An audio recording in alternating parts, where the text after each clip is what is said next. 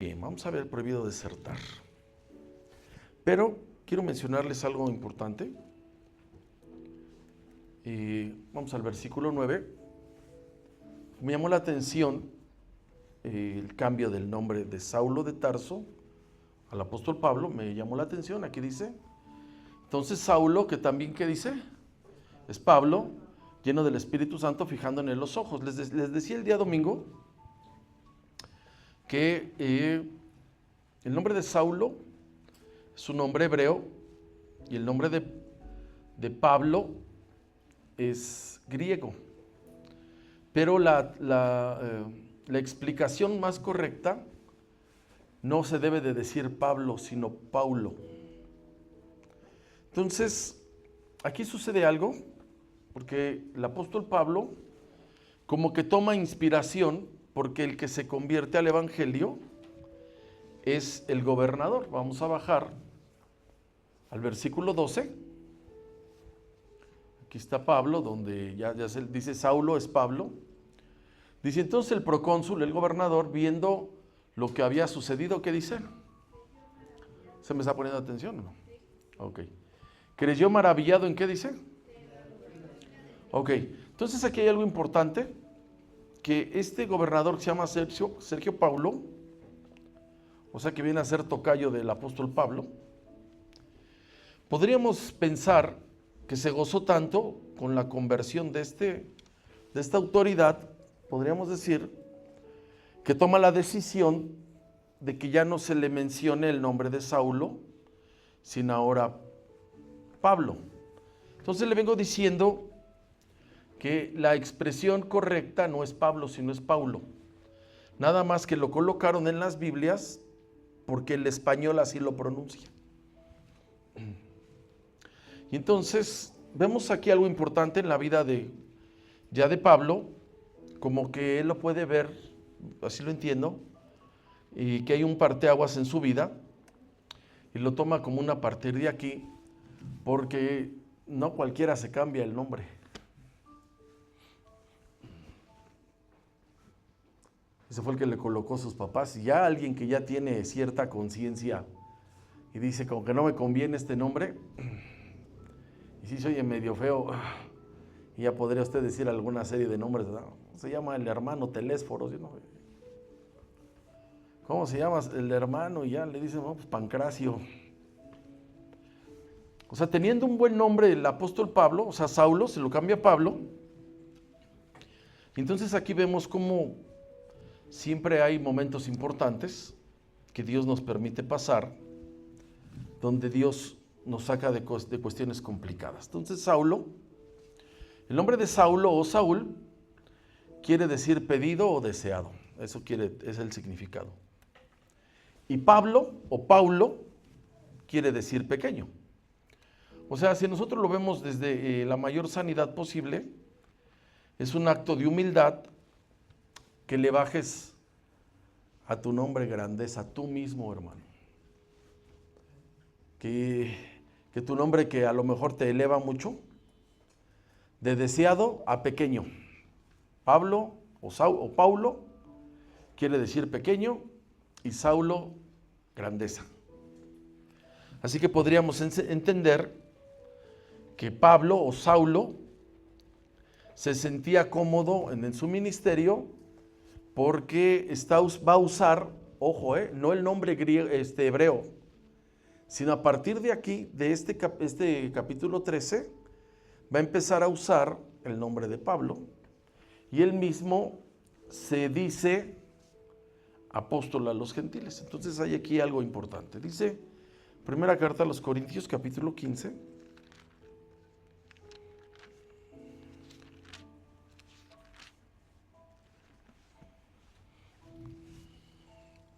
Nadie se lo cambia, se ve que es él el que toma la iniciativa, y ya no me digan Saulo, o es Pablo.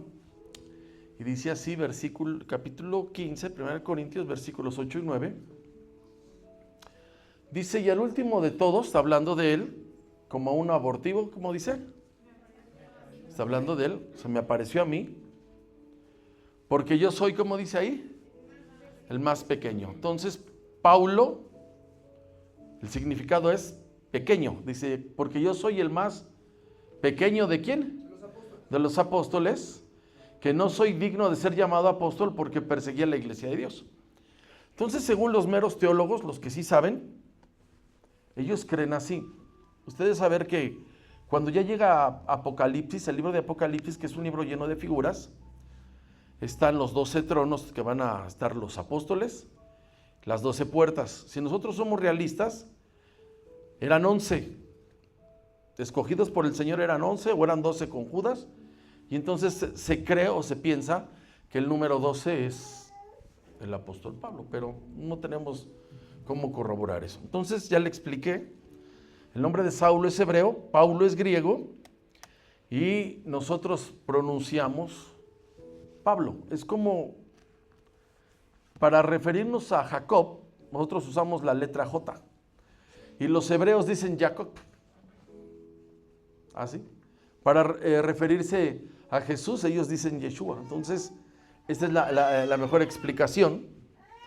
Y podríamos pensar que Saulo decidió usar el nombre que ocupan más los gentiles, o sea, los griegos, porque quiero entender, hermano, que estaba convencido de su llamado. Y cuando uno estudia la vida de Pablo, se ve convencido de que el llamado de Dios, hermano, es primero que todas las cosas. No se le ve familia, no se le ven hijos, no se le ven esposa, no se le ven prioridades, siempre se ve primero la obra. Yo le he explicado que eso, hermano, uno lo escoge. Habrá alguien que diga, para mí primero está mi familia, perfecto. Habrá alguien que diga, primero mi trabajo, porque yo dependo de él, váyase con su trabajo. Pero habrá alguien que diga, primero la obra, y eso, hermano, siempre Dios lo va a recompensar.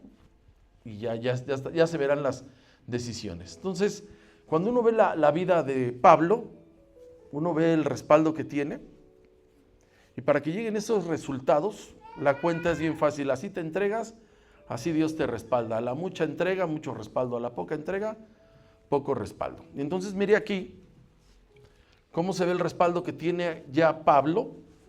Versículo 11, estamos ahí. Hechos capítulo 13, versículo 11.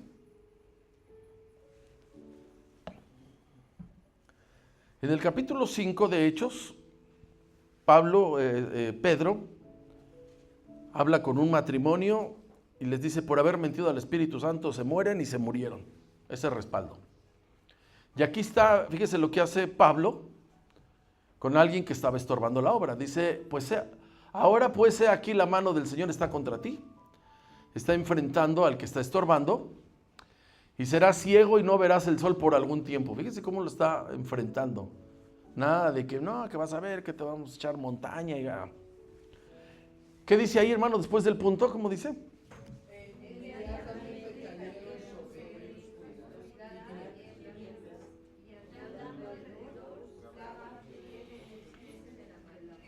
Ese respaldo. Y esto nos debe llamar la atención. Y hasta dónde tuvieron que llegar para combatir el ataque de las tinieblas. Porque si te ataca el enemigo, hermano, tú no te tienes que achicar. Usted puede ver al Señor cuando tiene a los religiosos, no está diciendo, ay, es que hermano, yo quiero que oren por mí. No, lo está diciendo hipócritas. Les está diciendo, los está enfrentando. Aquí, hermano, hay alguien que está estorbando y le sueltan, hermano, una maldición por estar estorbando. Y le dicen ahí, no verás por un tiempo. O sea que si le dicen, te vas a quedar ciego el resto de su vida. Y entonces, hermano, esto que está aquí, lo hizo, hermano, creo yo, no para impactar al gobernador, sino esta cuestión de responder de esta forma, es para que se sepa el principado que está gobernando en esa zona, quienes han llegado. ¿Está ahí, hermano? ¿Estamos ahí, hermano? Gracias por su entusiasmo. Me gustaría que se pusiera más contento. Imagine, hermano, que hay colonias donde cuando llegan a establecer iglesia, llegan a esos lugares y hay giros negros, o sea, hay vendedores de drogas, hay prostitución, hay cobradores de piso. Llega a la iglesia, hermano, van a venir estos ataques. Entonces, nada de que está uno achicado. ¿Está ahí, hermano? Muy bien, aquí está pasando esto y mire los resultados. Brincamos al versículo 12, vean los resultados. Dice entonces el procónsul a quien le están predicando, Sergio Paulo, viendo lo que había sucedido, ¿qué pasó? Maravillado en la doctrina de quién. No en el milagro, hermano, eso es bueno señalar. El milagro, hermano, o la señal que se hace en contra de ese, es para que se sepa, hermano, quién ha llegado. Está ahí. Bien, vamos a ver este tema, prohibido desertar. Vamos al versículo 13, Hechos 13:13.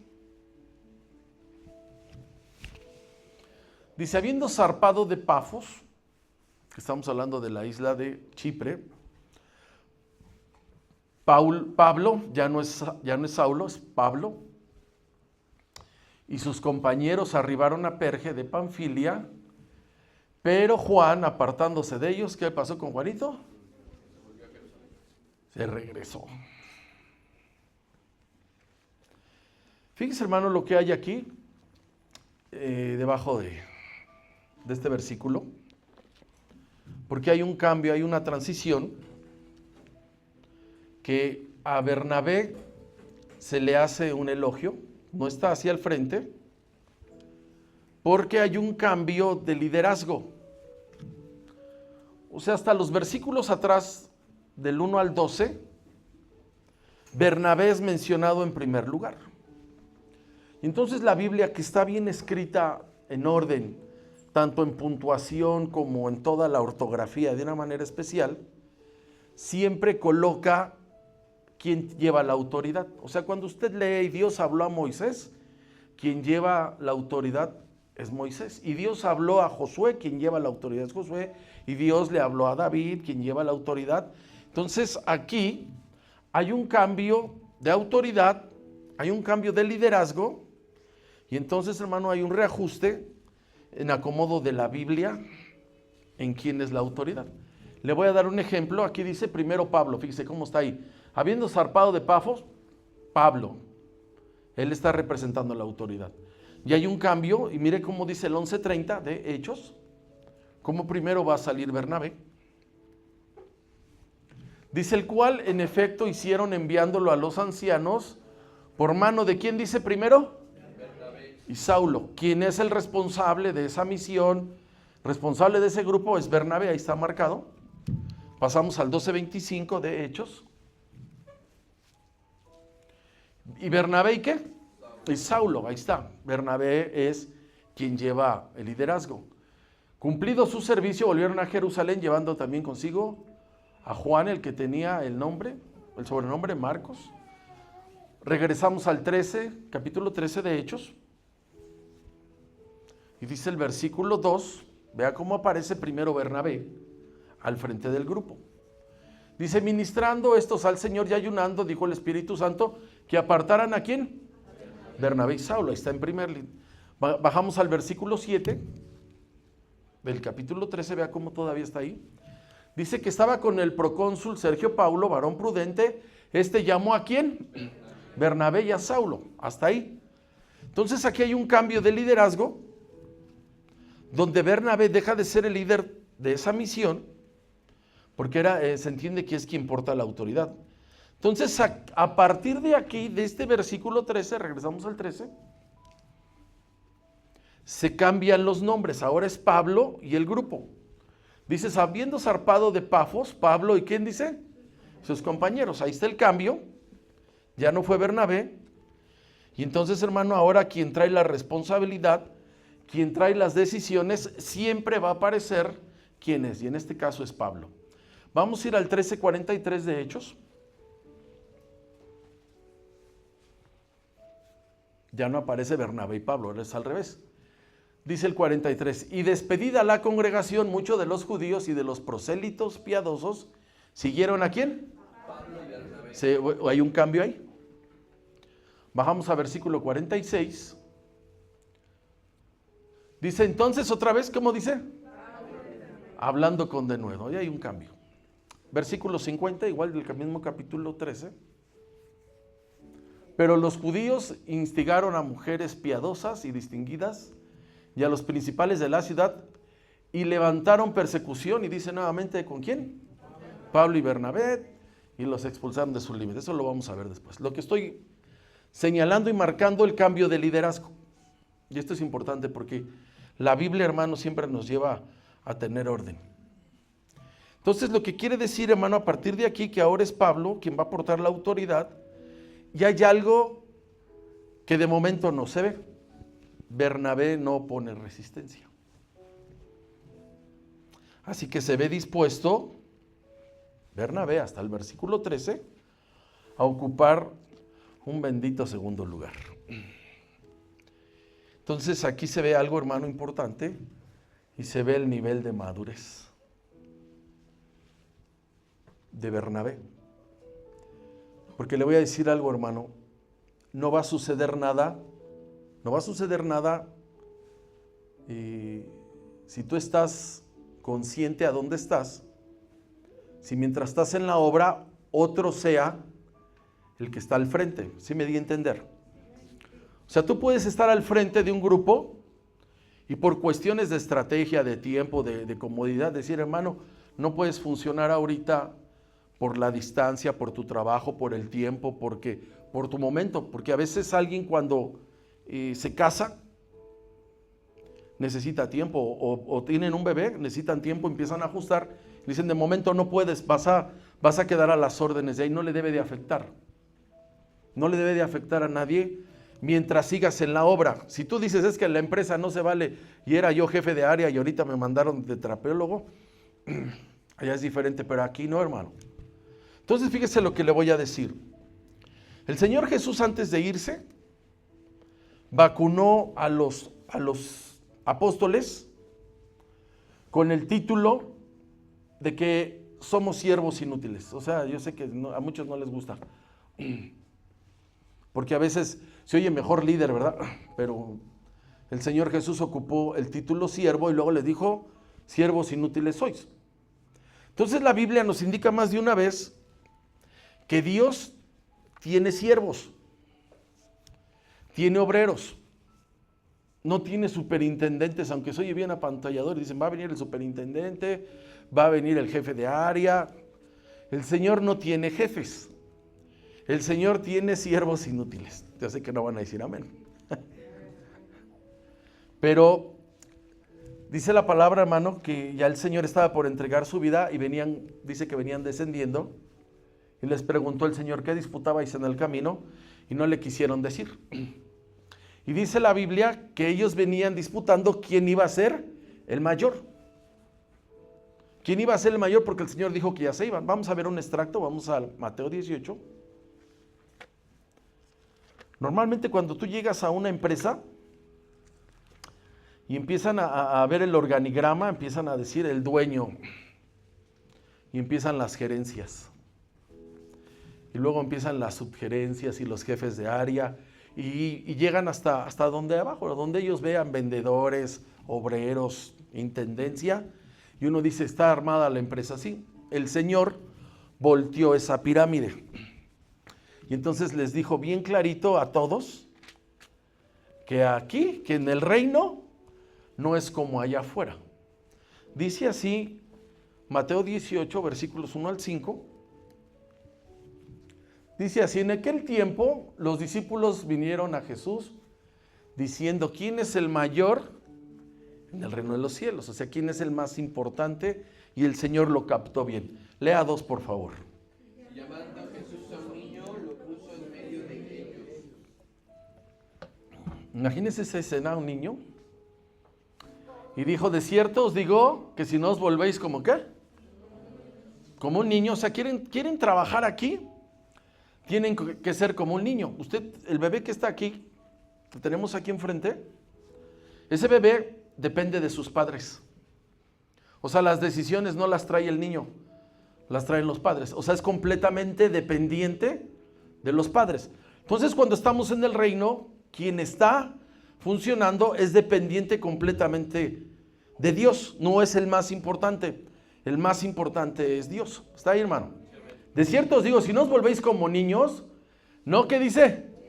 No la van a hacer. No la van a hacer porque dicen, no es que a mí Dios me prometió y empiezan con las grandezas. No, aquí hay que depender de Dios. Él es el más importante. 4, por favor. Así que cualquiera que se humille como este niño, ese es el mayor en el reino de los cielos. Tú vas por la calle, hermano, y los niños empiezan a sentir dependencia y cuando menos sienten ellos solitos te dan la mano, ¿sí o no? Les da miedo y ellos llegan. Esa es la cuestión del ejemplo. Para que funcione el reino y para que digan, aquí quién es la cabeza y quién es el más importante. El más importante es Dios, la cabeza es el Señor Jesucristo y el mero es el Espíritu Santo. Y los demás somos siervos con distintas responsabilidades. ¿Estamos? 5 dice, y cualquiera que reciba en mi nombre a un niño como este, ¿qué dice? Dependemos de Dios. Ahorita se le convocó, hermano, venir a orar. Usted dice, ya cesaron ahí las cosas. No se confíe. Usted se le invitó a orar, hermano, y qué bueno que vino. ¿Estamos? Dios hará su parte. Entonces, yo les he hablado, hermano, los discipulados, que el número 2 es importante. El número 1 es importante, pero el número 2 también es importante. El complemento del número 1 es el número 2. Le voy a dar unos ejemplos que usted conoce. ¿Faraón era importante en Egipto? Sí. Pero el mismo Faraón dijo que había que obedecer a José. ¿Quién era el número 2? José. ¿Quién trajo el equilibrio, la respuesta para ese tiempo de hambre? José. El número 2, ¿se da cuenta? Usted puede ver a Daniel que trabajó en 3 reinos. Usted lo puede ver. Y era el número 2. Y había dificultades y por la conexión que él tenía, se hacía lo que él decía, hermano, el número 2. Y usted puede ver a un Nehemías que dice, este es copero del rey. Está ahí en una expresión, pero él era consejero del rey Artajerjes. Entonces el número 2 es importante. Por eso cuando estás en el reino, hermano, o sea, no hay una jerarquía, porque todo puede pasar. A veces no estamos pasando buenos momentos, hermano, esa es la verdad. Puede alguien estar pasando una enfermedad y eso te puede impedir. Entonces de repente dicen, hermano, de momento no lo puedes hacer. Aquí hay una persona y te pones a las órdenes y dices que a mí Dios me dijo, Dios me mostró que yo iba para muy grande y tuve un sueño. Aquí, Bernabé no la está haciendo de tos. Y usted puede ver, hermano, de estos números 2 que están aquí, Dios los usó grandemente. Cuando usted ve a José, a Daniel y a Nehemías, fíjese lo que le voy a decir, hablando a nivel liderazgo, no les ve casi defectos, hermano. No les ve ambiciones personales. No se ve que sean mujeriegos. No se ven autoritarios, se ven de oración, se ven bien dependientes los 3, véalos. Véalos, se ven bien dependientes. Había una situación y se iban a orar, hermano. Entonces, para que nadie se sienta ahí, no eran ambiciosos. Por eso cuando fueron a pedirle rey a Samuel, el Señor le dijo a Samuel, ¿para qué quieren un rey? Ya está el modelo de Dios eran sacerdotes y profetas. Y van a ser así, van a tomar mujeres, y van a cobrarse, y van a adquirir muchas riquezas. Y estos que están ahí, los ve usted, hermano, y uno dice, no, estos siervos son de inspiración. Está ahí. Estamos en el versículo 13 de Hechos, capítulo 13. Ya vimos que Bernabé es desplazado, nada más que no hay una explicación. Solamente está en la Biblia, y por escudriñar, hermano, entendemos esto que está aquí. Y dice la última parte, después del punto y coma, pero hay un qué, un pero. Juan, ¿qué hizo? Se regresó, ¿a dónde? No hay nada más en este versículo que están señalando el fallo de Juan Marcos, sobrino de Bernabé, y abandonó la obra. O sea, hermano, que de momento no agarró la onda, de momento. O sea, se rajó del ministerio. Juan Marcos. Están haciendo un equipo nuevo y Juan Marcos se aparta y se regresa a Jerusalén. Tristemente abandonó, después lo vemos él restaurado, te vamos a ir para allá. Lo que se entiende es que Juan Marcos era joven. Usted sabe, hermano, que cada 5 o 10 años dejas de ver la vida diferente. No es lo mismo cuando tienes 20 a cuando tienes 30, 40, 50 y ya más arriba, ya no sé. Me falta mucho para llegar al 6º piso. Como 2 semanas. Pero cambia tu perspectiva de vida. Se ve que Juan Marcos era joven. Este Juan Marcos que está aquí no era cualquiera. La casa de su madre era importante. O sea, ese Juan Marcos era de cuna evangélica, hermano. Y a veces, aunque es mucha responsabilidad, bien dirigido es mucha bendición, hermano. Porque traes fe desde pequeñito. Porque les enseñas a tus hijos como cuando llegan ciertas fechas y ellos ya saben que no vamos a participar, llegó el Día de Muertos y que te bajen todos los puntos que quieran. ¿Sí o no? Poco no, usted no va a querer llamar a su hijo porque sacó una calificación baja, porque hay profesores frustrados y piensan que eso los hace grandes y quién tiene la autoridad. Con 6 o con 10 es tu hijo, ¿sí o no? Y cuando dicen, les van a bajar puntos. Entonces la mamá de este no era cualquiera. Juan Marcos venía de una sangre, de una cuna evangélica. Su casa, la casa de Juan Marcos no era cualquier casa, porque se cree que era la sede de la iglesia de Jerusalén, lugar principal donde nació todo o a donde se congregaban los apóstoles. O sea, no era cualquier lugar donde dice, aquí no se congregan aquí. Los apóstoles que escogió el Señor Jesucristo no es cualquier lugar. Vamos al 12:12 de Hechos.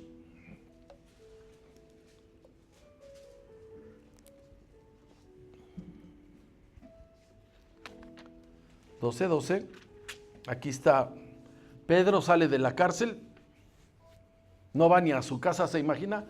Imagínese que representa a la congre primero que su casa, porque lo lógico era que se fuera a su casa, ¿sí o no? Ya me aventé 2 semanas allá, ya me duele aquí todo. Ya hasta tengo la marca de la bolsa de cemento ahí. Entonces Pedro sale y se va al lugar sede. Aquí, esta es la casa de Juan Marcos. Dice, y habiendo considerado esto, llegó a la casa de ¿quién? La madre de Juan, del que estamos hablando, el que tenía por sobrenombre, ¿cómo? Donde muchos estaban reunidos. ¿Cómo se imagina el lugar que era? Ese Juan Marcos que está ahí, se lo llevaron al viaje misionero y se regresó. Este Juan Marcos debió estar muy cerca de la fe, porque posiblemente, aunque era pequeño, debió haber visto al Señor Jesús. O sea, nació en tremenda cuna, hermanos, es mucha responsabilidad. Mire, si los actores siendo tan corrientes bajos y todo lo que son cuando procrean hijos así como los hijos de los famosos del cine de oro, y usted se da cuenta que no valen, no sirven para nada. Y dicen, es que el apellido es muy fuerte. Este que está aquí se regresó. Así que Pablo y Bernabé se lo llevan al primer viaje misionero y se regresa. Vamos al versículo 5, estamos en el 13:5. Aquí están, ya están comisionados por el Espíritu Santo y se lo llevan. Dice, llegados a Salamina, anunciaban la palabra de Dios en las sinagogas de los judíos. Tenían también a Juan, ¿de qué? Ayudante.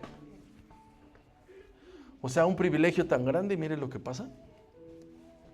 Se regresa. Posiblemente ese Juan Marcos algo no lo convenció o lo vio sufrido ser misionero, porque se regresa a casa. No tenemos excusas tal cual, así que vamos a usar de la especulación santa, ¿no? Dígame. Hoy no diga. Fíjese lo que le voy a decir, hermano. No están las causas, pero si la Escritura coloca, volvemos al versículo 13, si coloca esta acción, nos está señalando algo. Es como cuando alguien llega y dice ahí afuera del lugar no estacionarse, le están señalando que no hay que ¿qué? No estacionar, está señalado ahí, o dicen se ponchan llantas gratis, no hay que estacionarse. Está señalando aquí que Juan Marcos, ¿qué hizo? Se apartó y se regresó a Jerusalén.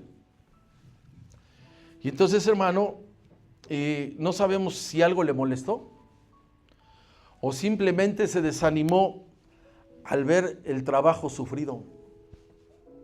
Porque ya cuando dependes, hermano, de la obra, el Señor les dijo, no anden de casa en casa y cuando lleguen lo que les den de comer, se callan y se comen, aunque sean pollo y verduras, que es una prueba bien alta esa. Una la pasas, ¿no? Porque echaron pollo, pero ya cuando es pollo y verduras dicen, no, el Señor me quiere transformar de veras. Tal vez pensó este Juan Marcos que al ir era como de turista, gastos pagados. Tal vez pensaron, si andamos en el ministerio y aquí nos tienen que pagar, puro viaje business class, dicen. No sé si ha visto algún día los aviones de allá, de los árabes, esos de esas líneas que son sillones y camas al mismo tiempo y un centro de cómputo ahí. Y, ¿para qué le platico? Le van a dar ganas de viajar en esas líneas. No sabemos, hermano, si vio que se tenían que dormir en el suelo. No sabemos si vio que los amenazaron. No sabemos, hermano, si tal vez le molestó que Bernabé dejó de ser el primero en autoridad, o sea que se le acabó estar apadrinado. Y tal vez no le gustó cómo ahora el que dirigiera el apóstol Pablo, a lo mejor eso no le gustó. Porque el apóstol Pablo se ve enérgico, no se ve así suavecito, se ve enérgico. Pues ya vio que el vago que andaba ahí no le dijo, mira, ¿cómo te lo digo, hermano? Agarra la onda y la abrazó. No, para rápido, te vas a quedar ciego un rato. No sabemos si ese Juan Marcos tal vez le dio miedo al ver que llegaban a ciertas ciudades y había que arriesgar la vida. Antioquía y Pisidia, hermano, eran zonas peligrosas. No me va a decir, hermano, si a usted le dicen, hermano, sí necesitamos que vayas a Sinaloa. Hay dos familias bien buenas que se apellidan una Guzmán y los otros, creo que el mero le dicen el Mayo. La familia Zambada y la familia Guzmán de allá son bien buenas personas, deberías de ir. O que te digan, ¿sabes qué? Verdaderamente estamos necesitando de alguien que vaya a Catemaco, Veracruz. Allá, de veras va a haber quien te reciba. ¿Usted cree que va a ser fácil? O ya peor que digan, mira, en Tepito, nada más que ahí el ambiente empieza de las 12 de la noche a la... Pero hay gente bien comprensible. Usted oye esas zonas y dice, no, que no era como Disneylandia, no, entonces no voy. No era como Disneylandia un fin de semana ya para conocer esos juegos mecánicos que nada más los vemos en las películas. O pudiera ser tal vez que ese Juan Marcos, como venía de Jerusalén y conocía el movimiento de Jerusalén y todo el Señor Jesús, a lo mejor no le cuadraba que ahora estaban predicando a los gentiles, a lo mejor. O pudiera ser, hermano, ya sabe que en cierta etapa de la vida de los jóvenes estás bien animado hoy y mañana ya estás bien desanimado y botas todo y quien ha tenido estudiantes, quiere acabarse todo y de repente cuando pasan 3 semestres y dice, ¿qué crees que ya me di cuenta que sí, verdaderamente yo me quiero no me digas. O ya más tierno, es que extrañaba a su mamá. Este asunto, hermano, no fue menor, porque Pablo se molesta y llega un momento en que no se le olvida esta diserción. Cosa, hermano, que pasa cuando estamos dirigiendo, cuando alguien te bota el arpa, o sea que a la mera hora te dice, hermano, no voy a ir, no cuentes conmigo, estaba esto y esto, hermano, pero tenemos ahorita un compromiso, pues discúlpame, pero y no me digas que tú te quedas a decir, no, hermano, aquí estamos en paz todo, no, ya valió gorro.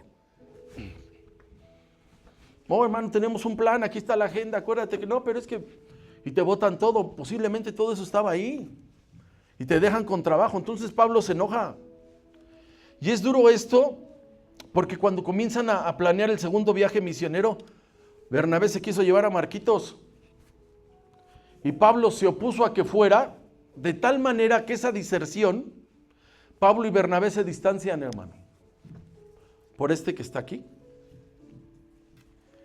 Mire, vamos a adelantarnos tantito, al fin yo sí me puedo dar unos llegues. 15 de Hechos, nomás para que vea, hermano, que no es un detalle menor.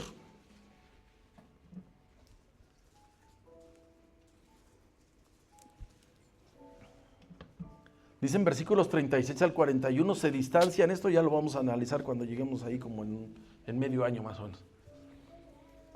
Se distancian O sea, Pablo se fue y se molestó. Dice el 15:36, dice, después de algunos días Pablo dijo a Bernabé, ahí está la autoridad, volvamos a visitar a los hermanos en todas las ciudades que hemos anunciado la palabra del Señor, para ver cómo están. 37, por favor.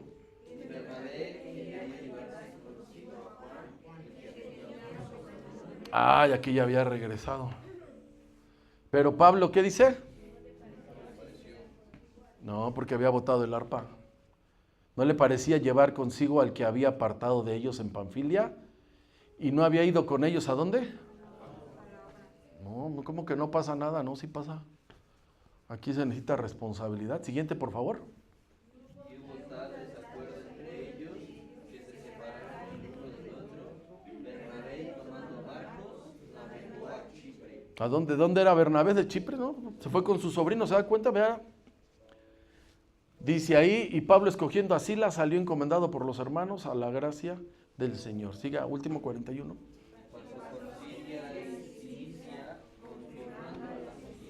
Después de Bernabé ya no se oye nada. Bueno, voy a adelantar porque si no ya no van a venir esos mensajes. Fue tan duro esa diserción de Marcos que dejaron de ser equipo Bernabé y Saulo y Pablo. Así que Pablo y Bernabé duraron pocos años. Tremendo equipo que habían hecho. Ponían a temblar las ciudades, naciones y continentes. Y todo por ese Juan Marcos. Por sacar la cara por la familia, ya no va a adelantar.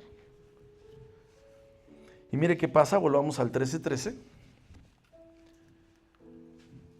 Ese Marcos no sabía lo que estaba pasando. O sea, estos escritos que tenemos aquí, ¿cuántos millones, miles de millones han leído las escrituras, usted cree?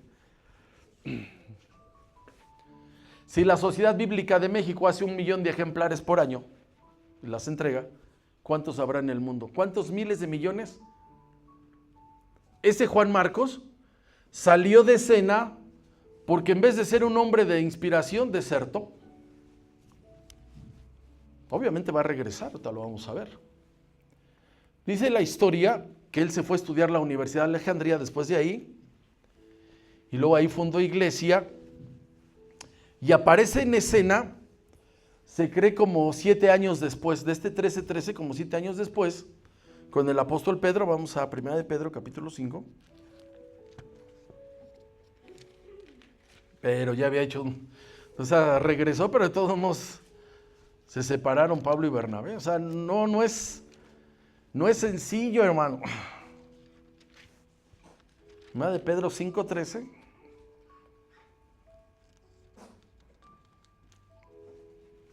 Ya está. Aquí ya regresó, como 7 años después. La iglesia que está en Babilonia, elegida juntamente con vosotros. ¿Y qué dice? Ya regresó, gloria a Dios, hija. Se echó sus vacaciones. La misma palabra dice que regresó y se rehabilitó. Y el mismo apóstol Pablo, hermano, lo restituyó al ministerio antes de morir. Porque cuando él escribe a los colosenses, el apóstol Pablo está en prisión y le dice, si va el Juan Marcos me lo saludan. Colosenses 4. No es fácil, hermano. O sea, si ya has hecho trayectoria, si ya has, hermano, fructificado, te lo acabas en un arranque, te lo acabas. Y aquí, como dice la tercera de los Efesios, que el que se fue a la villa, y no es cierto. Colosenses 4:10, ya han pasado aquí otros 8 años. Dice, Aristarco, mi compañero de prisiones, os saluda. Marcos, el sobrino de qué?